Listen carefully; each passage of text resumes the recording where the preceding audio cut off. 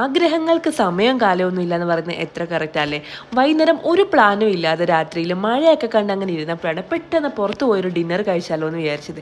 എന്താണെങ്കിലും ഈ ആഴ്ച ഞങ്ങൾ പുറത്തോട്ടൊന്നും അങ്ങനെ പോയില്ലായിരുന്നു. അപ്പോൾ കേതിന് ഞാനും കൂടെ പുറത്ത് പോകാൻ വേണ്ടി പ്ലാൻ ചെയ്തിരുന്നപ്പോഴാണ് എനിക്ക് പിന്നെ അത് ഡിന്നർ കഴിക്കാൻ പോയാലോ എന്നാക്കിയത്. പിന്നെ ഒന്നും നോക്കിയില്ല, വണ്ടി എടുത്ത് ഇറങ്ങി കേട്ടോ. നമ്മുടെ വണ്ടി നേരെ വന്ന് നിന്നത് വിഷ്ണു വൈഭവിൻ്റെ മുമ്പിലായിരുന്നു കേട്ടോ.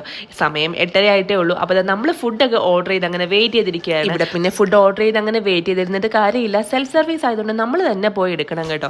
അവനങ്ങനെ വിളിച്ചു പറയുന്നത് നമ്മുടെ ഫുഡ് റെഡി ആയി. സാധാരണ ഹസ്ബൻഡുമായിട്ട് വരുമ്പം ഈ കാര്യങ്ങളൊന്നും അറിയുന്നത് കേട്ടോ. സീറ്റിൽ പോയെങ്കിൽ ഇരുന്നാൽ മതി, ആളി എല്ലാം ഫ്രണ്ടിൽ കൊണ്ട് തരും. പക്ഷേ അത് ഹസ്ബൻഡ് ഇല്ലാത്തതുകൊണ്ട് എല്ലാം ഞാൻ തന്നെ പോയി എടുക്കേണ്ട അവസ്ഥയാണ്. ഞാനും ഗീതനും ഈ ഒരു ആഹാരത്തിന്റെ കാര്യത്തിലാണെങ്കിലും എന്ത് കാര്യത്തിലാണെങ്കിലും നേരെ ഓപ്പോസിറ്റ് ആണ് കേട്ടോ.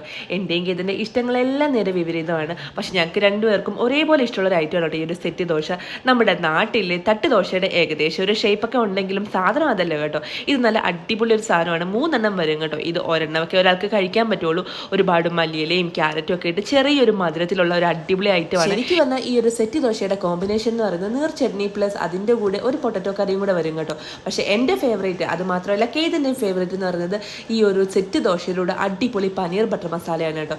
ശരിക്കും ഞാനിത് ഓർഡർ ചെയ്തപ്പോഴത്തേക്കും അവർ വാ പൊളിച്ചെന്നെ നോക്കി കേട്ടോ, ഇതെന്തൊരു കോമ്പിനേഷൻ ആണെന്ന്. പക്ഷേ എൻ്റെ ഫേവറേറ്റ് കോമ്പിനേഷൻ ആണ്. ഞാനും കേതിന് സെറ്റ് ദോശയും പനീർ ബട്ടർ മസാലയും ഓരോ ജ്യൂസൊക്കെ കുടിച്ച് വീട്ടിലേക്ക് പോയി. അപ്പോൾ അത്രേ ഉള്ളൂ ഗൈസ്. എല്ലാവർക്കും ഗുഡ് നൈറ്റ്.